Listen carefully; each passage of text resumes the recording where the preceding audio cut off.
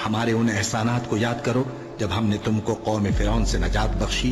वो लोग तुमको बड़ा दुख देते थे, तुम्हारे बेटों को तो कत्ल कर डालते थे और बेटियों को जिंदा रहने देते थे, और उसमें तुम्हारे परवरदिगार की तरफ से बड़ी सख्त आजमाइश थी। और जब हमने तुम्हारे लिए समंदर को फाड़ दिया, फिर तुमको तो नजात दी और फिरौन की कौम को गर्क कर दिया, और तुम देख रहे थे। और जब हमने मूसा से 40 रात का वादा किया तो तुमने उनके पीछे बछड़े को माबूद मुकर्रर कर लिया और तुम जुल्म कर रहे थे। फिर उसके बाद हमने तुमको माफ कर दिया ताकि तुम शुक्र करो। और जब हमने मूसा को किताब और मोजेज़े इनायत किए ताकि तुम हिदायत हासिल करो। और जब मूसा ने अपनी कौम के लोगों से कहा कि भाइयों, तुमने बछड़े को माबूद ठहराने में अपनी जानों पर जुल्म किया है, तो अपने पैदा करने वाले के आगे तौबा करो, फिर अपनों को कत्ल करो, तुम्हारे खालिक के नजदीक तुम्हारे हक में यही बेहतर है।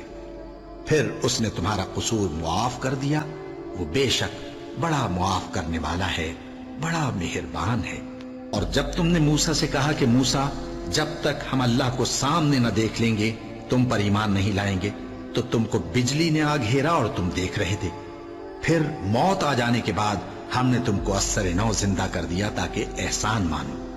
और हमने बादल का तुम पर साया किए रखा और तुम्हारे लिए मन और सलवा उतारते रहे कि जो पाकीज़ा चीजें हमने तुमको अता फरमाई हैं उनको खाओ पियो, मगर तुम्हारे बुजुर्गों ने उन नेमतों की कुछ कदर न जानी और वो हमारा कुछ नहीं बिगाड़ते थे बल्कि अपना ही नुकसान करते थे। और जब हमने उनसे कहा कि उस गांव में दाखिल हो जाओ और उसमें जहां से चाहो खूब खाओ पियो, और देखना दरवाजे में दाखिल होना सजदा करते हुए और हित्वतुन कहना, हम तुम्हारे गुनाह मुआफ कर देंगे और नेकी करने वालों को और ज्यादा देंगे। तो जो जालिम थे उन्होंने उस लफ्ज को जिसका उनको हुक्म दिया था बदल कर उसकी जगह और लफ्ज कहना शुरू किया। बस हमने उन जालिमों पर आसमान से अजाब नाजिल किया क्योंकि नाफरमानियां किए जाते थे। और जब मूसा ने अपनी कौम के लिए हमसे पानी मांगा तो हमने कहा कि अपनी लाठी पत्थर पर मारो। उन्होंने लाठी मारी तो उसमें से 12 चश्मे फूट निकले और तमाम लोगों ने अपना अपना घाट मालूम करके पानी पी लिया। हमने हुक्म दिया कि अल्लाह की अता फरमाई हुई रोजी खाओ और पियो और जमीन में फसाद न करते फिरना।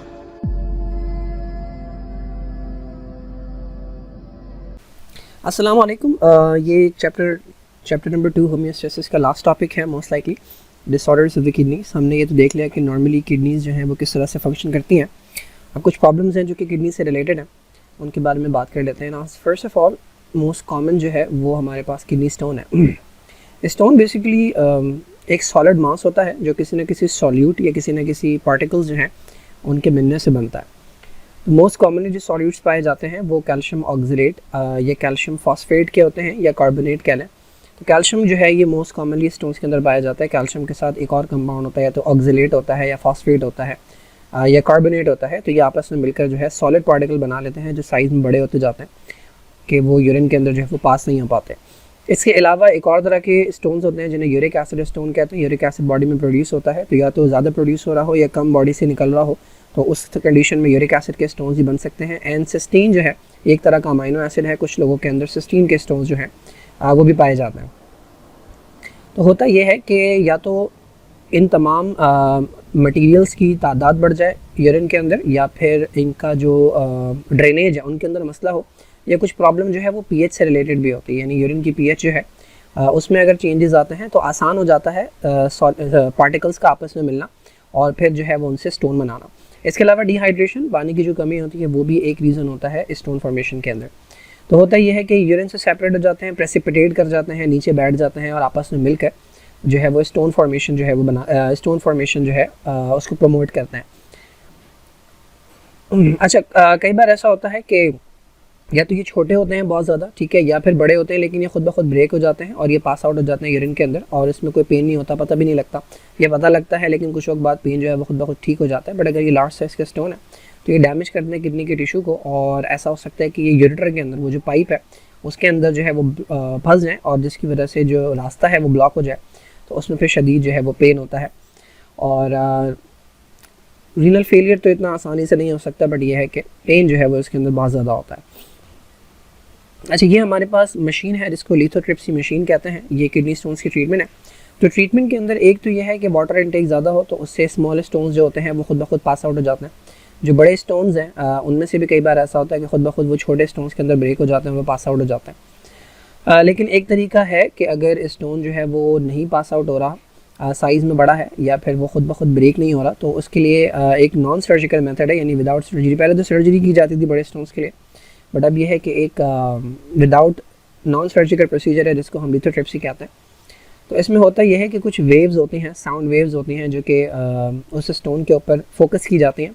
बॉडी के बाहर से साउंड वेव्स भेजी जाती हैं अंदर, जिस तरह अल्ट्रासाउंड है, अल्ट्रासाउंड के अंदर भी जो है वो वेव्स अंदर जाती हैं और फिर वापस आके मशीन से टकराती हैं, तो उसके थ्रू इमेज बनती है। बिल्कुल इसी तरह ये वेव्स जाके स्टोन से टकराती हैं और उसके अंदर वाइब्रेशन पैदा करती है। जो वाइब्रेशन बहुत ज़्यादा होती है तो ये स्टोन जो है ये ब्रेक हो जाता है छोटे छोटे पीसेस के अंदर, और फिर ये यूरिन से जो है वो यूरिन के साथ पास आउट हो जाता है।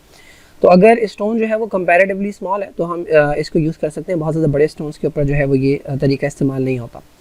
तो लिथोट्रिप्सी के अंदर होता ये है कि अल्ट्रासोनिक वेव्स होती हैं, साउंड वेव्स ही होती हैं, तो उनको जो है वो फोकस किया जाता है और स्टोन ब्रेक हो जाता है, फिर वो यूरिन के साथ पास आउट हो जाता है। लार्ज साइज़ के जो स्टोन है बहुत ज़्यादा, वो लिथोट्रिप्सी से ब्रेक नहीं होते, उन्हें फिर सर्जरी के थ्रू जो है वो काटाकुटी करके बाहर निकालना पड़ता है।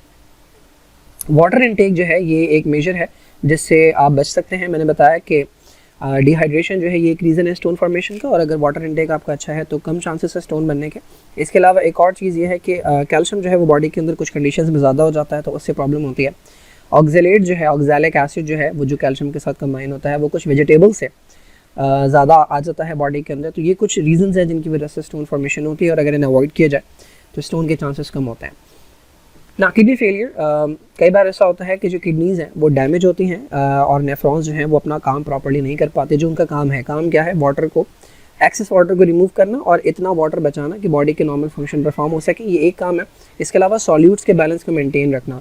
सोडियम जो है वो बॉडी के अंदर होना चाहिए, पोटेशियम बहुत ज़्यादा बॉडी के अंदर नहीं होना चाहिए, हार्ट को जो है वो डैमेज करता है, कैल्शियम की रीअब्जॉर्प्शन होती है। तो ये किडनी के नॉर्मल फंक्शन है।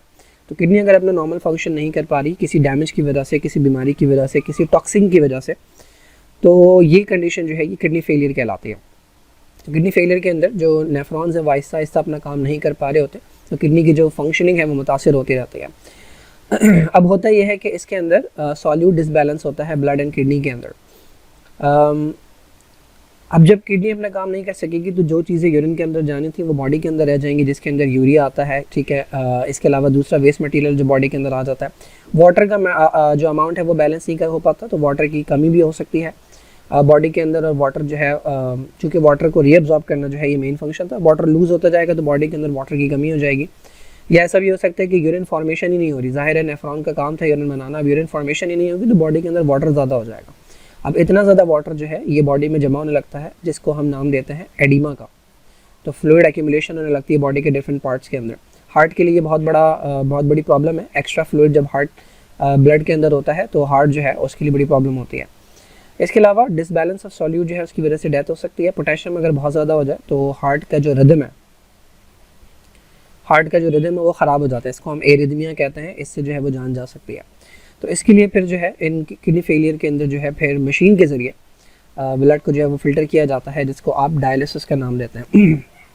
तो डायलिसिस जो है समझे आर्टिफिशियल किडनी है, क्योंकि किडनी जो काम कर रही थी वही काम जो है ये मशीन करती है।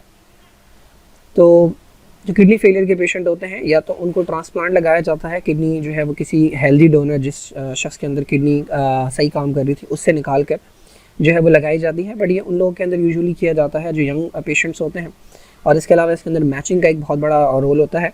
इतना आसान नहीं होता कि हर किसी की बॉडी जो है वो किसी भी किडनी को एक्सेप्ट नहीं करती, तो उसके लिए मैचिंग होती है, जिसे टिश्यू मैचिंग कहते हैं। ये अगर अच्छी मिल जाए तो फिर चांसेस होते हैं कि बॉडी उसके ख़िलाफ़ इम्यून सिस्टम जो है उसके ख़िलाफ़ अटैक नहीं करेगा। तो हमें पता है कि हर पर्सन के पास 2 किडनीज़ हैं और वो एक किडनी के ऊपर सर्वाइव कर सकते हैं। जब आप एक किडनी डोनेट कर देते हैं तो जो दूसरी किडनी है, जो सेकंड किडनी है, वो अपना फंक्शन बढ़ा देती है ताकि पहली किडनी का काम जो है वो भी कुछ हद तक किया जा सके। बट अगर डोनर अवेलेबल नहीं है या फिर आप ट्रांसप्लांट नहीं करना चाहते कि पेशेंट की एज बहुत ज़्यादा, इतनी ज़्यादा उम्र नहीं है बची उसके पास, ज़िंदगी नहीं बची, तो फिर उस कंडीशन के अंदर जो है वो डायलिसिस किया जाता है यूजिंग मशीन। तो डायलिसिस मशीन जो है वो किडनी का ही फंक्शन परफॉर्म करती है, इसी वजह से आर्टिफिशियल किडनी का नाम भी देते हैं। तो होता यह है कि पेशेंट के ब्लड के अंदर जितना भी वेस्ट मटेरियल है उसको वो रिमूव करती है। ना इफ़ेक्टिव ट्रीटमेंट के लिए पेशेंट को जो है वो 2 से 3 बार, ये जो मशीन है जिसको हम हीमोडायलिसिस कहते हैं, एक मशीन होती है हॉस्पिटल के अंदर, ठीक है। तो हीमोडायलिसिस अगर हो रहा है तो 2 to 3 टाइम्स जो है अ वीक होगा, एक हफ्ते में 2 से 3 बार होगा, और हर जो सेशन होता है वो तकरीबन 3 से 5 घंटे का होता है। तो you have to stay there, bed bound हो जाता है पेशेंट, 3 से 5 घंटे के लिए आप बेड पर लेटे रहेंगे, और हर हफ्ते के अंदर जो है वो 3 बार ये काम होता है, और ये एक्सपेंसिव भी होता है, ठीक है। तो ये एक्सपेंसिव भी होता है। ये थोड़ा सा प्रोसीजर यहाँ पर एक्सप्लेन किया गया है, मैं बताता हूँ अभी, मैं देख लूँ इसके अंदर दूसरे टाइप की, बस ये लास्ट ही है। ओके, तो डायलिसिस के अंदर होता ये है, हमारे पास आर्म्स में से या फिर बॉडी के दूसरे पार्ट में से जो है वो एक कनेक्शन बनाया जाता है। तो यहाँ से आर्टरी से जो है ब्लड पंप हो रहा है, ये पंप होके हमारे पास जाता है। ये ब्लड थिनर है, ब्लड थिनर उस काम आते हैं कि ब्लड जो है वो क्लॉट ना हो, अदरवाइज जब आप ब्लड बॉडी से बाहर निकालेंगे, बॉडी के अंदर जब ब्लड है तो वो तो बॉडी उसे प्रोटेक्ट कर रही है। बॉडी के अंदर ऐसे मैकेनिज्म्स होते हैं, ब्लड के अंदर ऐसे मैकेनिज्म्स होते हैं जो कि उसे जमने से बचाते हैं जब भी ब्लड कॉन्स्टेंटली फ्लो कर रहा होता है। लेकिन जब वो बाहर आ गया तो चांसेस है कि वो जम जाएंगे, तो इसके लिए यहाँ पर कुछ ब्लड थिनर्स हैं जो इस ब्लड को क्लॉट होने से बचाते हैं। अब ये जा रहा है यहाँ पे इन ट्यूब्स के अंदर, तो ये 1 2 3 4 ये ट्यूब्स हैं, इनके अराउंड इधर जो है यहाँ पर एक फ्लूइड है, तो वो डायलिसिस फ्लूइड कहलाता है। तो वो यहाँ से एंटर हो रहा है और सराउंड है इधर, और ये जो ट्यूब है इसके अंदर छोटे छोटे होल्स होते हैं, ठीक है, बहुत माइक्रोस्कोपिक जो है वो होल्स होते हैं, जिनके थ्रू वेस्ट मटेरियल जो है वो निकल के इस फ्लूइड में शामिल हो जाता है। ये ट्यूब है, इस ट्यूब में से निकल के इस फ्लूइड के अंदर शामिल हो जाता है, और ये फ्लूइड जो है मुसलसल इन वेस्ट मटेरियल को लेकर यहाँ से बाहर जा रहा है। और ये जो ब्लड है जो फिल्टर हो रहा है, यहाँ से अनफिल्टर्ड ब्लड आया था और यहाँ से फिल्टर्ड ब्लड जो है ये इधर आता है, एंड देन यहाँ से ये वापस बॉडी की वेन के अंदर जो है वो डाला जाता है। तो आर्टरी और वेन दोनों का एक ही पॉइंट से जो है वो कनेक्शन बनाया जाता है, आर्टरी से ब्लड निकल के जाता है और वेन से ब्लड जो है वापस बॉडी में शामिल हो जाता है। तो इस तरह से ब्लड जो है वो फिल्टर करके पेशेंट की बॉडी में रिस्टोर किया जाता है। तो जो भी वेस्ट मटेरियल बॉडी में प्रोड्यूस हो रहे होते हैं तो 3 से 5 घंटे लगते हैं कम्प्लीटली फ़िल्टर करने में, फिर उसके बाद जो है वो पेशेंट को घर भेज दिया जाता है, एंड देन 1 दिन बाद 1.5 दिन बाद जो है वो पेशेंट दोबारा आता है। तो इस तरह से हीमोडायलिसिस की, ये हीमोडायलिसिस कहलाता है। एक और तरह का डायलिसिस होता है पेरिटोनियल, वो मेंशन नहीं है यहाँ पे। तो खैर फिलहाल यहीं तक रखते हैं, इसके बाद नेक्स्ट वीडियो के अंदर MCQs की बात करेंगे।